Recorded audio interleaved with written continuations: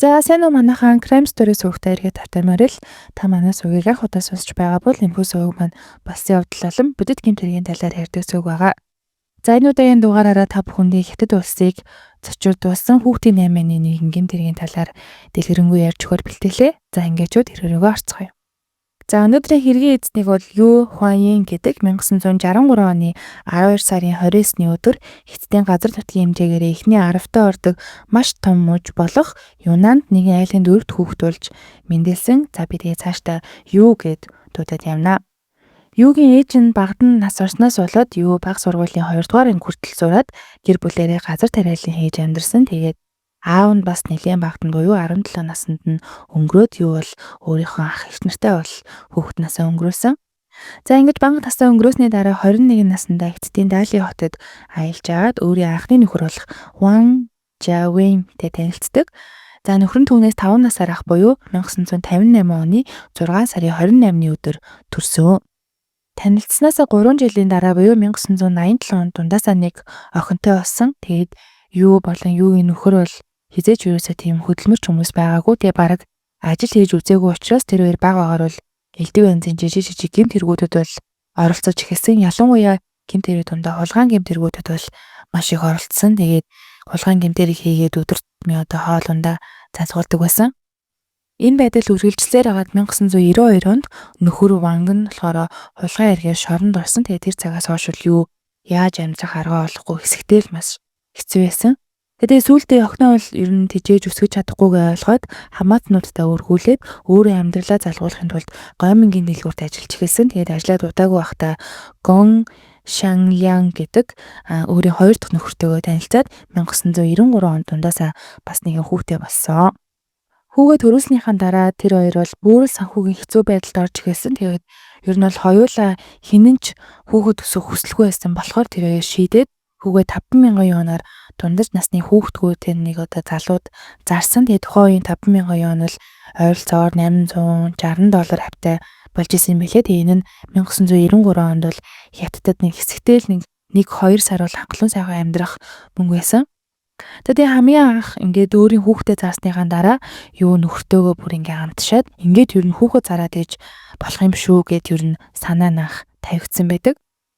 За тэгээд 1993 оноос 2003 он хүртэл нийт 10 жилийн хугацаанд нийт 17 хүүхдийг бол хулгайлж дамлан зарсан байдаг. Тэгээд түүний хамгийн анхны охирч нь бол мэдээж түүний төрсөн хүү нь бол болсон.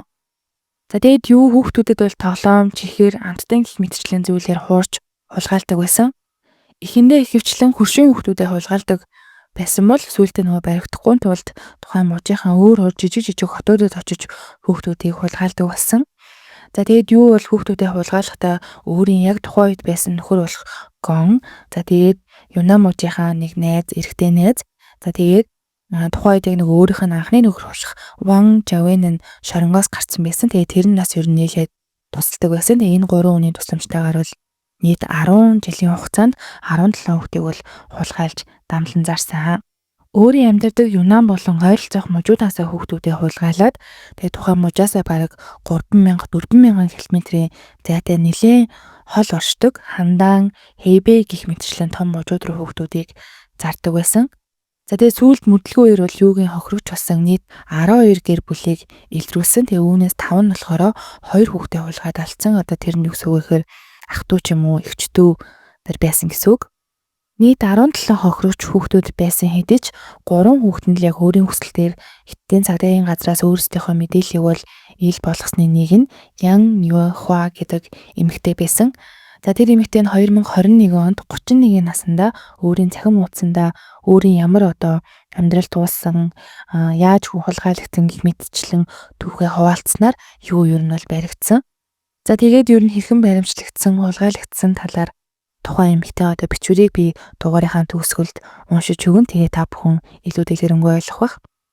За дараагийн олон дил зарлагдсан нэгэн хохирогч бол 1997 оны 12 сарын 22-нд Юугийн амьдардаг байсан Юнанд төрсэн И Кон гэдэг хүү байсан. Тэгээ 2002 онд 5 нас арай хүрээгүй 4 нас гартай байхдаа одоо тухайн үед Хятадын цагаан сарын баярын дараа аав ээж нь ажилдаа буцаад орохдоо одоо хүүгээ харуулдаг байсан авга эгчтэйгээ үлдсэн байхад нь бол юу өвтийг одоо хуурж хулгайлсан.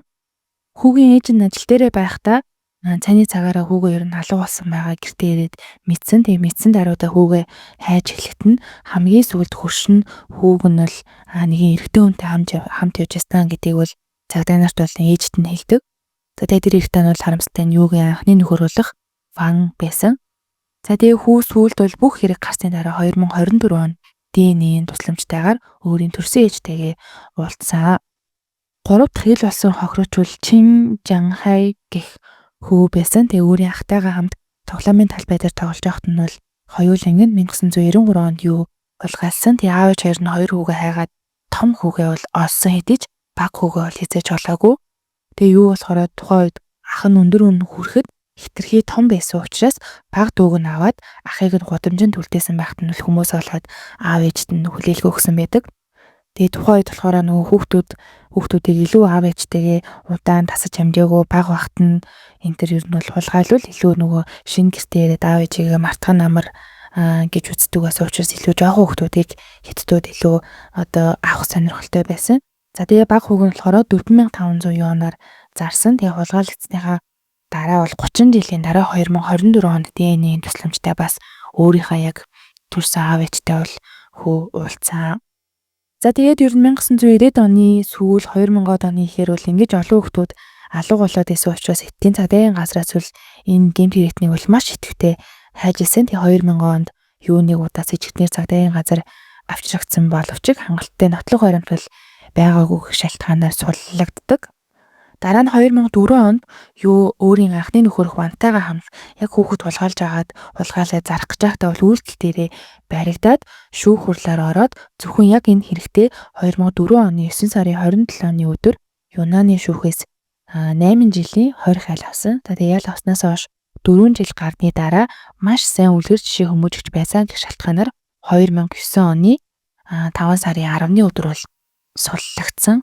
За тэгээ 1993 оноос 2003 оны хооронд бол нийт 17 хүүхэд хулгайсан гэсэндээ угаасаа сайн дэвч биш 2004 онд шоронд ороод ер нь бол энэ хүүхэд хулгайлах гэмт хэрэг нь бол зогссон.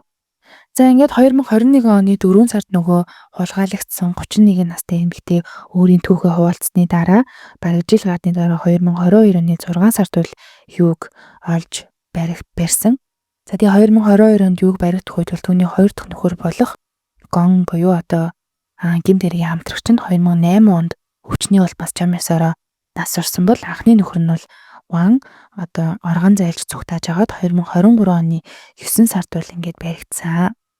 За ингээд баригдсанаас хойш бол мөрдөн байцаалт тасралтгүй үргэлжилсэн. За юугаас бас маш олон байцаалт мэдүүлэг авсан. За тэгээ олон нийтэд зарласан байсан учраас зарим нэг хохирогч нар бол бас өөрсдөө холбогдоод нийт 11 хүүхдийг хулгайлан одоо зарсан хэрэгт буруутгагдаад 2023 оны 2 сард бол албан ёсоор түүнийг яллагтгчаар татаж шүүх хурлал хийсэн. Анх бол юу яллагтгчаар татагдсныхаа дараа өөрийгөө гин буруугүй би мэдэхгүй гэд гүрийгээдээс хэдий ч гэсэн сүүлд одоо маш олон натлах баримт цагдаа нар ослын дараа цаазын ялаас цугтаахын тулд 2023 оны 9 сарын 18-ны өдөр өөрийн гин буруугаа одоо хүлээсэн байна. Тэгээ хэдий гин буруугаа хүлээн зөвшөөрсөн ч гэсэн Хятадын одоо түүхэнд маш онц ноцтой хүүхдийн эсрэг гэмт байсан учраас шүүхээс бол түүнд цаазын ялыг ямар ч хэрэгэлзээгүйгээр өгөөд юугийн одоо нэр дээрх бүх ид хөрөнгийг нь бол улсаас хураа авсан. Цаазын ял авсныхаа дараа юу өөрийн зүйл заалтыг эсэргүүцээ тэгээ дав заалтсан боловч дав заалт хурал хүртэл нь цагдаагийн газар дахин одоо хохирогч нарыг одоо нэмэгч одоо олоод тэгээд 11 хохирогч нь бас сүүлдээ 17 болж нэмэгдсэн. Тэгээд дав заалтах шүүх хурал нь 2024 оны 10 дугаар сарын 25-нд болоод түүний цаазын ял болон нэр дээрх бүх эд хөрөнгийг нь хураах шийдвэр нь бол хിവэрээ үлдсэн. Шүүх хурлын үеэр прокурор талаас нэгэн өгүүлбэрийг хэлсэн. За тэгээ юугийн үйлцэн гэмт хэрэгээс зөвхөн 17 хүүхэд бол хохирогч болоогүй. Тэдгээрийн гэр бүл, хамаатан садан, за тэр бүйл бүр муж даяараа маш аюул дүрцсэн мэд хүмүүс төвшөртэй амьдралыг хэсэг туулж ирсэн. Тэгээ зарим хохирогч нарын аав ээж нь одоо хүүхдээ алдснаасаа болж салсан, эсвэл амиа орсон ч тохиолдол энэ дунд байгаа. Тэрээр одоо гин бурууга хүлээсэн боловч энэ нь бол ял өнгөлөх шалтгаан болохгүй гэж онцолж хэлсэн. За тэгээ 2024 оны 10 сарын 25-ны өдөр юугийн анхны нөхөр бас Ван гин бурууга бүрэн хүлээн зөвшөөрөөд тэгээ шүүх хурлын яг нэг өдөр болсон. За тэгээд одоо Ван бол 16.5 жилийн хорих ялыг аваад тэгээд одоо шорондоо хоригдож байгаа. Тэг яагаад юм баг ял авсныг бол би сайн мэдэхгүй байна. За харин юу бол өөрт нь оногцсон цаазын ялтайгаа ерөөсөө санал нийлэхгүй байсан учраас дахиад давж заалтах хүсэл тавьснаар 2024 оны 12 сарын 19-нд шүүх хурланд болоо тэндгүй хүсэлтийг нь бол шүүх хурлаас ницаагаад дахин давж заалтах боломжгүйгээр гин бурууг нь бол хിവэрээ 2024 оны 12 сарын 19-нд бол хിവэр нь үлдээсэн. За ингээд 2025 оны 2 сарын 28-ны өдөр 61 наснда юу цаазаар авахсан. Тэгээ Хятад улсын хувьд бол гэмт хэрэгтнийг цаазаар авахдаа хордуулан хөнөөх эсвэл буудан хөнөөх аргыг үйлдвэрлэхүү ашигладаг юм байлээ. Гэхдээ юуг үл яг хэрхэн яаж цаазаар авсныг бол олон нийтэд ил болохоогүй.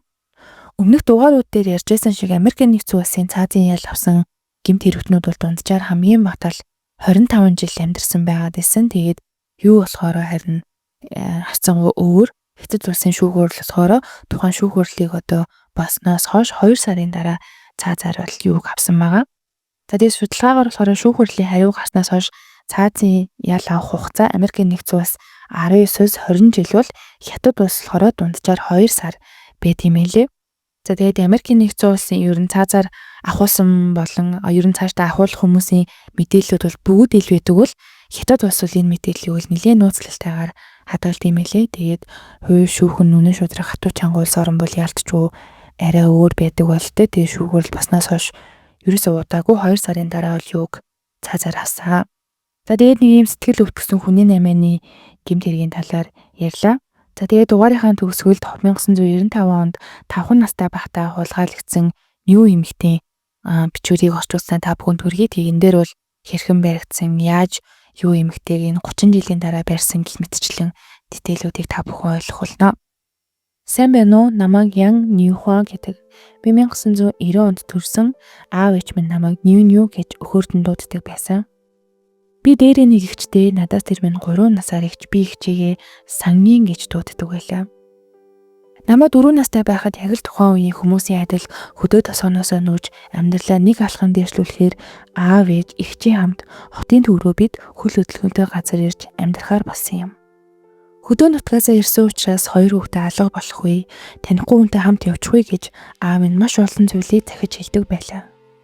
Тийм ч учраас бид хоёр зөвхөн тосгоныхаа гадаар тоглодог, зөвхөн аав ээжтэй л хаалгаа нээж өгдөг, зөвхөн таньдаг хүнтэйг л дуурдаг, тийм л хашир хүүхдүүд болж өссөн. Тухайн тосгондоо нүүж очоод жил гарны дараа манайх гэдэг аль нэгэн хөрштэй болсон юм. Тэр хөршийг маань юу гэдэг нөхөр нэг охины хамт нүүж ирсэн. Ирсэн анхны өдрөөл юу эмэгтэй хаалга тогшиж ээлдгээр танилцсан сав болон аяг байна уу гэж манай ээжээс асууж байсныг би маш сайн сандаг. Зээлсэн аяг савхаа маргааш нь буцаж оруулж ирэхдээ өөрийн охиноо дагуулж орж ирээд охинтой нь бит хоёр ихч битээр тоолоод харин ээж нь манай ээжтэйг маш олон зүйл яриад биднийг мэтгэл маш сайн хурш найзууд болж эхэлсэн байсан. Энэ харилцаа хэдэн сар үргэлжлсэний дараа нэгэн өдөр ихч битээр гэртээ байж байхад хурш юу ихч орж ирсэн. Юу ихч орж ирээд чамд их чинь бэлэг авч өгье. Чи ихчтэйгээ хамт явах уу гэж хэлэхэд би юу ч бодоогүй хамт явсан. Тухайн үед манай их намайг зогсоох гэж оролцсон боловч би танд ч бас би бэлэг аваад ирье гэд ихчтэй хэлээд юу ихчийг дагаад явсан. Харин би харамсалтай нь хизээч түүнийг хамгийн сүүлийн удаа харж байгаа гэдгийг төсөөлөөгүй юм да. Юу ихчийг дагаад бид 3-4 автобус дамжиж сүултээ бүр галт тэргэнд хүртэл олон цаг хамт суусан. Би ихэндээ бүх зүйл хэвэн байна гэж бодсон боловч орой болж галт тэрэг холдох тусам надад бэлэг хэрэггүй би гэртээ хармаар байна гэж уйлж байснаа сандаг. Намайг уулахад юу ихч намайг дахиж уйлаад байх юм бол энэ цонхоор чамайг шидчихэн шүү гэж уурлахад нь би уйлгаа зогсоосон. За ингээд бит хоёр 3-4 өдөр явсны эцэст Хандан гэдэг газарт ирсэн.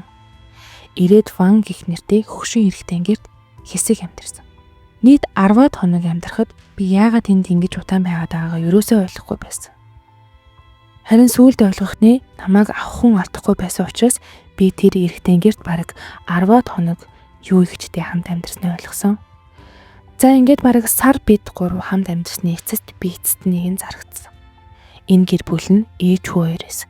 Ээж нь 60 настай, хүн харин 30 настай, сонсголын бэрхшээлтэй, хөдөлмөрийн чадвараа 50% алдсан хоёр байв. Тухайн үед ээж нь бодохдоо За энэ янзаараа ихнэр авч чадахгүй юм байна. Би өхөд хүүг минь асрах хүн хэрэгтэй юм байна гэд намайг худалдаж авсан байдаг. Ээж хүү хоёр ядуу тэгээд дээрээс нь юу их надад салахын төс болж исэн учраас ээж хоёрт байсан $300 намайг зарсан. Би зарагдсныхаа дараа шинэ нэртэй болж бүх хүн намайг Ли Суян гэж дууддаг болсон. Ингээд л би шинэ гэртээ ирж амьдарч эхэлсэн юм. Гэтэл би дотор аав ээж минь намайг хизээ нэгэн цагт олоод ирнэ гэж итгэл найдвар тээсээр л байлаа.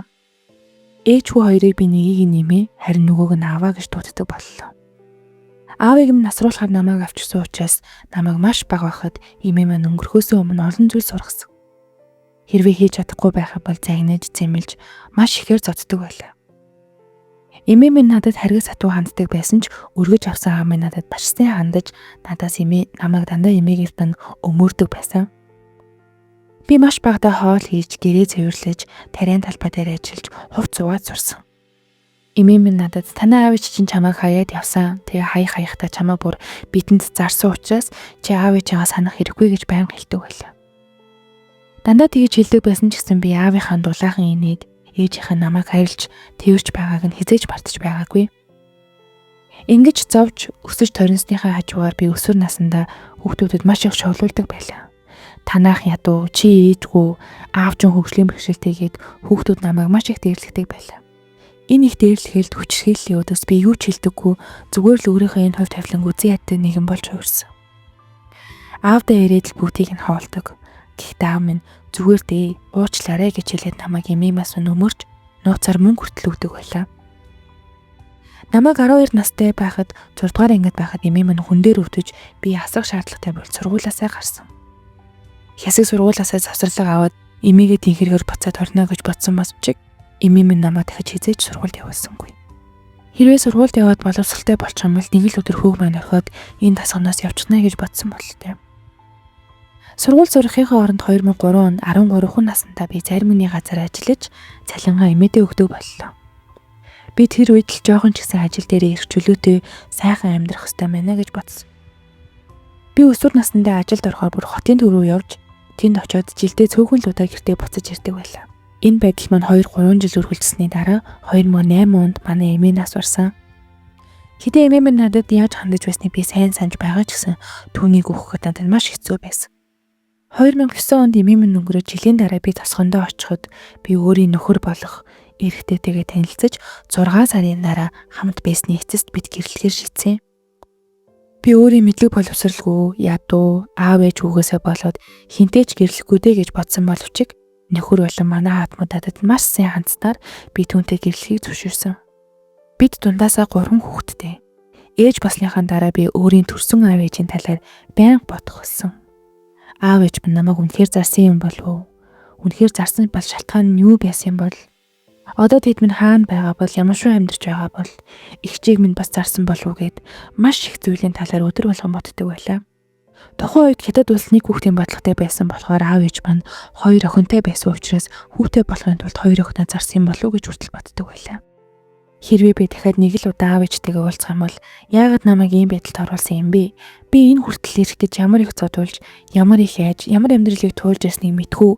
Яагаад намайг ийм байдалд оруулсан юм бэ гэж хэлээд гомдлохыг маш их хүсдэг байлаа. Энэ гомдол минь намайг 2012 онд өөрийнхөө ДНХ-ийг хэд тусын датанд бүртгүүлэхэд хүргэсэн. Түүнээс гадна би Юнан болон Хандаанд цагдаагийн газар мэдгдсэн боловч хаана хэрхэн төрсөн аав ээжийн талаар ямар ч мэдээлэл байхгүй байсан учраас хятад улс ямар ч хэрэг нээж чаддаггүй байлаа. Энэ хоорондоо манай гэр бол өргөжин том болж би 3 хүүхэдтэй болж хандаа мужтай гоо сайхны салаа хүртэл нээж санхүүгийн тал дээр маш сайхан болж ирлээ. Тэр нэгэн өдөр би өөрийнхөө талаар ярих шийдсэн. 2021 оны 4 сард хятадуудын ашигладаг сайт дээр би өөрийн санаж байгаа бүх зүйлсээ ярьж өөрийгөө хулгайлагдсан, зарагдсан талаар ярьсан. 5 сард өөрийнхөө тухай байгаа бүх зүйлээ телевизэд ярилцлага өгөөд орон даяар энэ нэвтрүүлэг маань гарсан. Нэвтрүүлэг гараад удаагүй байх нэгэн эмэгтэй надтай холбогдлоо. Тэр эмэгтэй өөрийгөө хэрвээ чи үнэхээр тэр хүмүүс бол би магадгүй чиний үеэл байж магадгүй. Тухайн үед манай хамаатанд нэгэн хэцүү зүйл тохиолдож байсан юм аа. Хэрвээ мөн бол би чамайг төрсөн их чинь байж болох хүнтэй холбож өгөө гэж хэллээ. Би шууд л зөвшөөрсөн. Чиний хал амьдардаг байсан учраас бид видео кол хийхээр болсон. Видео кол хийгээд би шууд ихч маань мөн байна гэж хараад таньсан. Бид уйлцгааж хүүхэд насны турсамжуудыг ярихад бүгд яг таг таарч байв. Би бодож аав ээжийн талаар асуулаа. Игч минь нэг санаа алдаад надад бүгдийг нь ярьж эхэллээ. Дүү минь чамайг алуугаслын дараа аав мэдээд газар дунаж, газар твтэж, унаж уйлж байсныг би сандаг. Би аавыгаа уушиг анх удаа тэгжил харсан гэж танд хэлсэн. Аав ээж минь намайг алуугалсан өдөр гэртээ ирээд намайг байхгүйг мэдээд игчээс минь асуухад игч маань хөрш юучтэй явсан гэж хэлсэн. Аав шууд сонсоод хөршийнхөө хаалгыг нүдэд хинч гарч ирээгүй. Байрны эзний түлхүүрээр нийгээд бүх юмаа аваад цугтаагаад явсан хоосон хөрөөл өгцөн гэж хэллээ. Аав ээж минь ажлаа хийж 6 сарын турш намайг хайсан байсан. Эцэст нь сураг ажиг байхгүй, дээрээс нь мөнгөгүй, очих газаргүй болсон аав ээж минь гэртээ буцаж очсон. Охин алдснаасаа хойш аав минь хоол идэхэ болж архил уудаг болсон гэ. Үүний хажуугаар ээж маань намайг хайж сэтгцийн өөрчлөлтөй болж хин юм сонсдог болсон байв. Нэг шөнө ой модон тунд ээжигээ бид нар олсон. Ээж та энд юу хийж байгаа юм бэ гэж асуухад дүү чи эндээс дуудсан юм а гэд ой модон тунд ганцаараа сууж байгааг нь олсон гэдэг. Энэ хэцүү үед игч минь ердөө 8 настай байлаа. Игч минь бүх бурууг өөртөө хүлээж авч хайртай дүүгээ алуу болгож аав ээжийнхэн зовлон шалтгаан нь бий л боллоо гэж байнга өөрийгөө зэмлдэг байсан.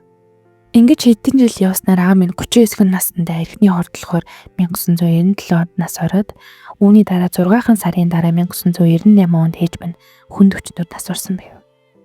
Ээж минь нас орохдоо ердөө 32 настай байсан. Аав ээж дүүгээ алдсан игч минь нэмийгэндээ очиж багаасаа сургуулаа хайж ажил хийж маш хэцүү амьдралыг тусдаа надад ярив. Игчтэйгээ уулзсан өдрөө бид хоёр ДНХ-ийн тест өгч хариу нь бид төрсөн игч төс мөн байна гэдэг хариу авсан.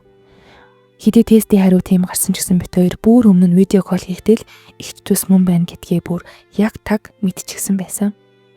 Игчийн тулсын амьдрал аав ээжийнхээ хүүхдлийн намайг санан битгэрч нас орсонгүй цосоод надад маш их харуулсал гомдол төрсөн. Намайг хин гэрээс минь тулгаал зарсныг би заавал болох болно гэж утсан. 26 жилийн дараа учраас одоо олдохгүй ч гэж магадгүй эсвэл тэр хүн өсөн байх гэж би хүсэхгүй ч заавал олно гэж би өөртөө болон игчтэй амласан. Тэгээд би цаг хугацаа өгөрөж бүгдийг нь ихнээс нь бодож эхэллээ. Би хандаанд ирээд эмээ аав хоёртаа зарагдахаас өмнө нутгийн нэгэн ахынд сар гарan байснаа сансан. Тэр өвөө одоо 90 настай одоо ч амьд байгааг нь би олж мэдээд игчтэйгээ шууд уулзгаар очсон. Уулзгаар очсон боловч тэр өвөө би юу ч санахгүй байна, мэдэхгүй байна гэж хэлв. Би гэрт нь орсон төдийдөө энэ гэрт би байснаа тод санаж байсан тул энэ хүний ч гэсэн санаж байгаа гэдэгт итгэлтэй байлаа. Би нүдрүүнд харж байгаад гарнаас нь натгаад та үлдсэн хэдхэн жилүүддээ буян үлдэж байна гэж бодоод хэн байсныг надад хэлчихэлтэй гэж гуйлаа. Тэр надад хэлэхгүй л байлаа. Тэр өвөө нэг том амьсгаа авч байгаад би сайн санахгүй байна. Гэтэ ямар тач юу гэдэг нэртэй хүн байлаа гэж надад хэлсэн. Энэ л үед миний бүх дурсамж сэргсэн мэт би түүний нэрийг өөрөө санджглаа. Юу Хуай. Тими би санджглаа өвөө гэж хэлэхэд нь тэр өвөө чи яаж одоо хүртэл нэрийг нь санаж байгаа юм бэ гэд нэр нь зөв гэдгийг надад баталж өгөв. Би 2022 онд өөрийн төрж өссөн 5 нас хүртэл өссөн гэртээ ирж мужийнхаа цагдаад өргөдөл өгсөн.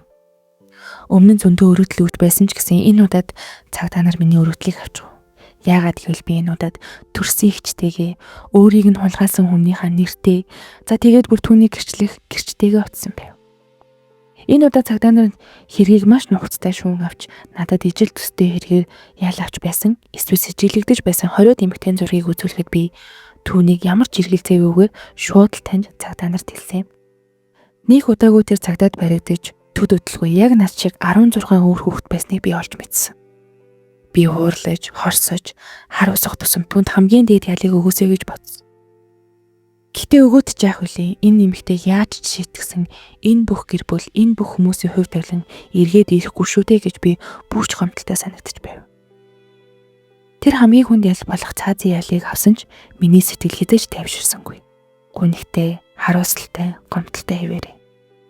Магадгүй хүүхдэл минь энэ мэдрэмж надад байх бизээ.